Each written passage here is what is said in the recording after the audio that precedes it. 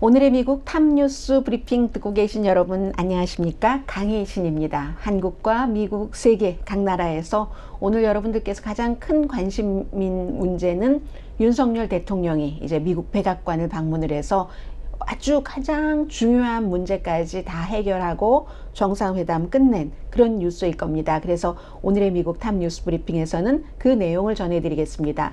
저도 처음에 이제 이 윤석열 대통령과 바이든 대통령이 아침 방송에서 전해드린 것처럼 환영식이 있었고 기자회견하고 그리고 이제 각 매체의 언론을 이렇게 보는 동안에 약간의 그 혼돈이 조금 있었습니다. 그리고 제가 지금까지 한국 매체의 언론은 아직 리뷰를 하지 못했고요.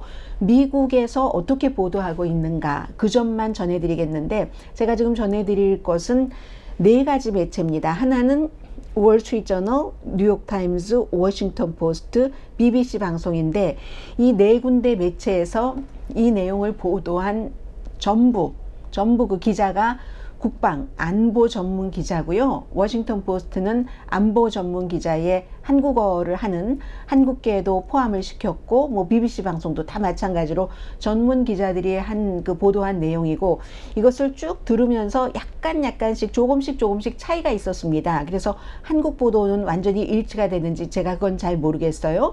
여러 매체를 적어도 이 네 군데를 뚜렷하게 본 결과 이게 이렇구나 하는 확신이 들었습니다. 그래서 뉴욕타임즈에서는 데이비드 생어 그리고 월스트리트저널은 마이클 골든이라는 이분은 뉴욕타임즈에서 32년 동안을 이미 일을 했었던 사람이고요. 역시 지금은 월스트리트저널의 백악관 출입 기자입니다. 그리고 이제 워싱턴 포스트와 BBC 방송인데 오늘 세 가지 단어가 이제 키워드가 되겠습니다. 워싱턴 선언, 확장 억제, 그리고 컨설테이티브 그룹, 컨설팅 그룹 같은 이 세 가지인데 우선 워싱턴 선언 내용을 말씀을 드리겠습니다. 윤석열 대통령이 미국에 와서 여러 가지 해결해야 될 문제가 있었지만 가장 중요한 것은 북한이 한국을 핵 공격을 했었을 때 어떻게 할 것인가. 여기에 대해서 미국이 가장 또 그 전문가들이 생각을 했었던 미국이 위험에 처하는 한이 있어도 한국이 이 같은 미국의 핵무기를 쓸 수 있는 권력이 조금 확대된다. 물론 핵단추를 누르는 최종적인 결정을 하는 사람은 미국 대통령 한 사람입니다. 여전히. 그러나 지금까지는 그 핵 문제를 어떻게 하면은 걱정하지 마세요. 저희가 다 핵 우산 아래 해드리겠습니다. 이렇게 얘기했는데요. 오늘은 그 내용이 바뀌었답니다. 바뀌었다는 것에도 물론 이유가 있는데 어떻게 바뀌었는가? 그게 이제 워싱턴 선언 내용입니다. 핵무기에 대해서 서로 공조하기로 약속을 했다. 좀 애매하죠? 그 공조라는 게 어디까지인가? 뉴욕타임즈입니다. 핵무기를 잠재적으로 사용할 수 있는 협력을 약속했다. 워싱턴 포스트예요.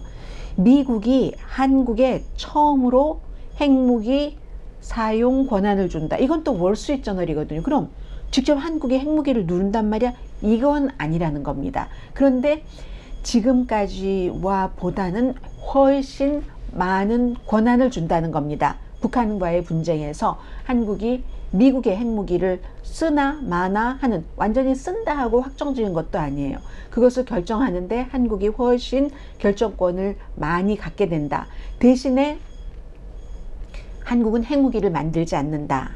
이런 것을 이제 약속을 하는 거죠. 그리고 분명히 세계 전문가들이 가장 열심히 지켜봤었던 미국이 북한으로부터 핵 위협을 당한다 할지라도 필요하다면 한국을 방어하기 위해서 핵무기를 사용할 뜻이 있다. 기꺼이 뜻이 있다. 그러니까 지금 바이든 대통령이 도청 문제 또 중간에 윤석열 대통령도 1월 달에 우리가 말이에요 핵무기 개발을 이렇게 좀 얘기를 해봤잖아요. 들어갔지만 지금 그런 것에 대한 미국이 이제 말만 가지고는 안 되는구나. 우리가 무조건 보장을 해주겠다는 핵우산만 갖고는 안 되겠구나 해서 오늘 내놓은 겁니다. 해서 확장 억제한다는 이 말, 그 extend deterrence라는 것은 북대서양 조약기구 비슷한 프로그램. 그러니까 핵무기가 없는 국가 한국이 핵무기가 있는 미국의 핵무기를 실은 전투기를 딱 안내할 수도 있다는 거죠. 훈련을 할 때도 그렇고 핵무기를 탑재한 미국 폭격기를 미국식으로 표현하면 에스코트 하는 거.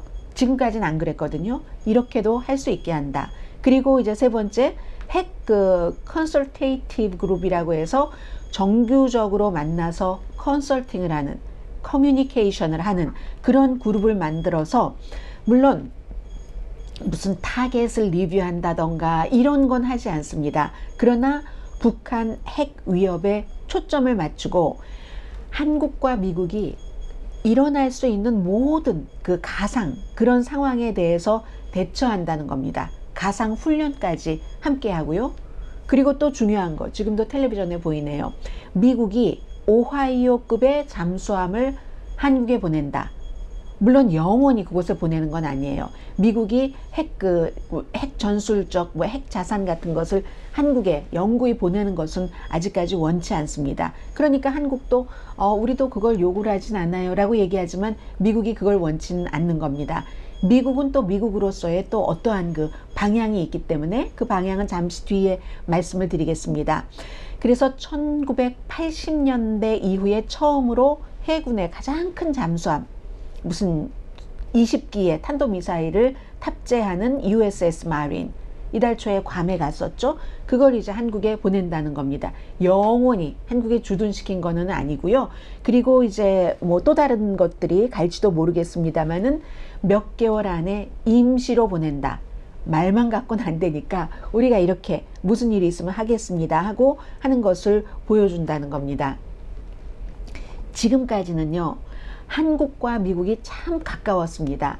그러나 핵 억제력에 대해서는 한국이 뭐 여러 가지로 전술핵을 뭐 91년도에 58년도에 들여갔다가 91년도에 아버지 부시 시대에 내갔잖아요. 미국이 걷어냈죠.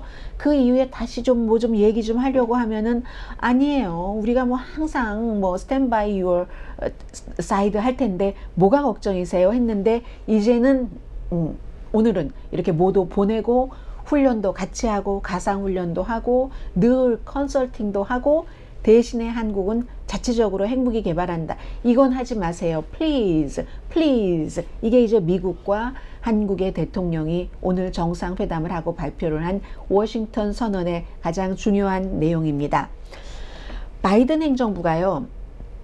이거 잘 얘기하지 않는 거예요. 바이든 행정부는 오바마 행정부 때 그때 이제 미국이 핵무기 국방 전략, 핵무기를 줄이는 이걸 많이 했거든요. 그래서 오바마 전 대통령이 당시에 러시아와 리셋 버튼을 누른다. 나쁜 그 사이도 핵무기 감축 같은 것 한다고. 지금 요즘에 러시아가 이제 이런 거 안 하고 있잖아요. 미국과. 그렇게 한다고 했는데 그렇게 가던 것을 오바마와 여러 가지 외교 이슈에 대해서 같은 생각을 하고 있는데도 바이든 대통령이 한국 사람들이 무서워서 한국 사람들이 우린 그 정도 가지고 안 되겠어요. 참 이래서 중요한 거예요. 뭔가 의사표시를 분명히 한다는 게 그 정도 가지고 안 되겠어요. 이렇게 딱 얘기를 하니까 그쪽으로 가다가 핵무기 같은 것을 국방 전략으로 줄이기를 하다가 그 비핵 옵션을 개선을 한 거예요. 그동안 예를 들어서 딱 그 목표를 정하고 재래식 무기 같은 것도 정교하게 아주 그 개선시키는 향상시키는 이런 것들을 해왔었는데 이걸 이제 한국에 아주 큰 핵을 탑재한 잠수함 같은 것도 보내고 함으로써 약간 뒤로 물러나는 거죠. 미국으로서도 이만큼 양보를 한 겁니다. 존 커비 국가안보위원회의 대변인이 그렇다고 핵무기 쪽으로 중심이 다시 쫙 쏠렸다고 이렇게 생각하진 마세요. 조심하셔야지 됩니다. 우리가 모든 옵션이 다 있습니다. 트럼프 전 대통령 시대에 썼던 무슨 돌아오지 못하는 완전하게 철저하게 망가지고 이게 비현실적이라는 것을 알지만 아침에 제가 뉴욕타임스 데이빗 생어와 최상은 특파원의 그 기사에서 보도를 해드렸습니다. 그걸 알지만 이 새로운 선언에도 불구하고 가능한 한 많은 옵션을 열어두고 있을 겁니다. 북한이 답을 하지 않지만 미국이 아무리 전화라고 해도 아무튼 그래서 이 EU 자체는 도청 사건 터졌죠. 윤석열 대통령 자신도 아니 우리가 핵무기 했다가 요즘은 아니더라고 하고 그리고 이제 또 그 이후에 오세훈 서울시장도 차기 미국의 대권주자군에 포함이 되잖아요. 그 사람이 또다시 핵무기 얘기를 했을 때는 여론도 많이, 지금은 이제 70% 정도는 아무리 누가 뭐라고 하더라도 핵무기를 자체로 개발을 해야지 돼 라고 생각을 하니까 오늘 이 이후에 한국의 여론이 얼마나 바뀔지는 모르겠습니다. 조금 봐야지 되겠죠.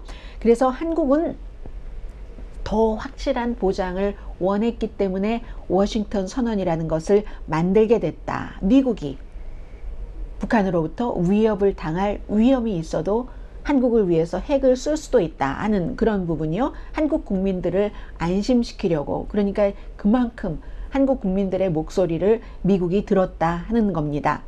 그리고 대신에 이제 한국은 핵 확산 방지 조약에 들어 있으니까 이걸 이제 그대로 하기로 하고, 핵 확산 방지 조약에 들어 있기 때문에 사실은 한국이 핵무기를 개발을 안 한다는 게 전혀 새로운 건 아닙니다. 새로운 건 아니지만 탈퇴할 수 있잖아요. 엊그제 워싱턴 포스트의 그 맥스 부트 칼럼니스트가 얘기한 것처럼 탈퇴할 조건이 되는데요. 그 핵 확산 금지 조약의 10조에 보면은 무슨 일이 있으면, 예기치 않은 이벤트가 있으면 탈퇴할 수도 있다. 지금 북한이 더 이상 3기조차를 몇 개인가 뭐 포기했을 정도로 빠른 속도로 강력한 핵무기를 개발하고 있잖아요. 영국이나 프랑스만큼 한다는 200개, 300개 정도를 갖고 싶어 한다는, 중국은 또 머지않아 1500개를 갖고 싶어 한다는, 그리고 중국도 과거에 육자 회담할 때와는 달리 지금은 북한이 막 핵 개발을 해서 한국, 미국, 뭐 미국의 동맹국들이 두려워하는 것을 은근히 즐기고 있는, 이제 시대가 바뀌었잖아요. 그래서 워싱턴 포스트의 그 맥스 부트라는 컬럼리스트도 한국은 핵 확산 방지 조약에서 탈퇴할 권리가 있다. 미국의 칼럼니스트가 그 정도 얘기를 하니까 미국에서도 바이든 행정부도 한국 여론도 그렇고 뭐 미국에서도 이렇게 말하는 전문가가 있네 하고 막 핵 잠수함도 보내고 하는 겁니다. 아무튼 지금까지 그 핵 확산 금지 조약에서 탈퇴한 나라가 딱 한 군데 있습니다. 북한이에요. 2013년도. 그리고 핵 확산 금지 조약에 가입하지 않고 핵무기를 만든 국가가 3개 나라가 있습니다. 이스라엘, 인도, 파키스탄. 미국이 전부 그대로 두고 있잖아요.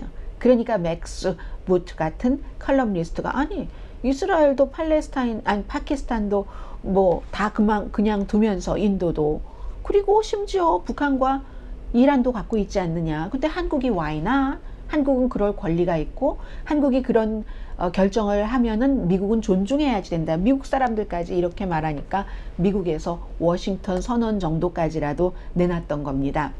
그리고 이제 미국이나 한국이나 똑같이 얘기하죠. 이게 뭐 요 며칠 뭐 도청 사건 일어나고 나서 그 이후에 만들어진 게 아니라 지난해 11월 달에 캄보디아에서 만났잖아요. 다 뭐 윤석열 대통령, 바이든 대통령. 그때부터 조금씩 의논을 하기 시작해서 올해 2월 달에 4월 달인 지금 윤석열 대통령이 미국에 방문하기로 이렇게 대강 날짜를 잡아놓고 열심히 연구를 했다는 겁니다. 그런데 한국의 여론이 저렇게 도청사건 등등으로 됐기 때문에 더 좀 이렇게 딱 그 확실하게 할 수 있는 그런 게 있고요. 그래서 항상 모든 일들이 다 나쁜 게 나쁜 것만이 아니고 좋은 게 좋은 것만은 아니다 하는 것을 제가 다시 느끼고 있는데요. 가장 중요한 것은 결국은 핵무기를 사용할 것인가 사용하지 않을 것인가. 아직까지 여전히 전과 똑같이 미국 대통령이 단독으로 사용 여부를 결정을 할 수가 있습니다. 그런 부분이요. 그래서 이제 아무튼 이런 일이 있었고, 그리고 이 밖에도 이 워싱턴 선언 이외에도 이 윤석열 대통령 부부를 맞이하는 미국 백악관의 모습이라든가 최대한 할 수 있는 예우를 다 갖췄습니다. 이게 뭐 윤석열 대통령 부부 예뻐서 그러겠어요? 한국이라는 국가가 미국이 필요하기 때문에 국제 정세에 있어서, 그리고 한국 국민의 그런 여러 가지를 의식이라든가 등등을 미국에 대한 여론이라든가 미국이 그걸 충분히 감안하기 때문에 이런 것들을 결정을 한 거고요. 뭐 한미동맹 70년 그 밖에도 굉장히 많은 이슈들이 있잖아요. 무슨 뭐 새로운 에너지라든가 공급망이라든가 많은 얘기들이 나왔지만 아무튼 센터피스는 워싱턴 선언이라는 얘기입니다. 뭐 다른 것들은 다 말이에요. 그냥 뭐 좋고 뭐 이게 평화와 번영을 이끌어가고 함께 우리 한국과 미국이 풀지 못한 문제가 어디 있으라 이제 바이든 대통령이 좋은 얘기를 막 했습니다. 로버트 인혼, 요즘 이분의 얘기를 미국에서 많이 인용을 하는데 전에 국무부 관계자였고요. 지금은 이제 브루킹스 연구소 띵크탱크에서 일하고 있는데 이번 합의는 아주 중요한 스텝이다. 완성이라고 얘기하지 않았습니다. 중요한 스텝이다. 한국과 미국의 관계를 강화하기 위해서 미국이 조금 보여줬으니까요. 올바른 방향으로 가고 있는 것이고 그러나 장기적으로는 충분치 않다. 북한의 능력에 비하면 한국이 단추를 누를 수 있는 권한이 있는 건 아니잖아요. 조엘 윌트 이분도 북한 문제 얘기할 때는 많이 인용을 하는 분인데 전에 역시 국무부의 관계자였고요. 지금은 스팀슨 센터 역시 띵크탱크에서 일하고 계시는데 많은 한국 정부 관계자, 군 관계자들은 그들이 핵 버튼을 누를 수 있을 때까지 완전히 만족하지 않는다. 지금은 바이든 대통령만, 미국 대통령만, 그리고 대통령도 또 바뀌잖아요. 바뀌면 이게 또 바뀔 수가 있습니다. 그렇다는 건 그 밖에 이제 우크라이나 이것도 노골적으로는 뭐 말하지 않았어요. 그러나 바이든 대통령이 분명히 원하겠죠.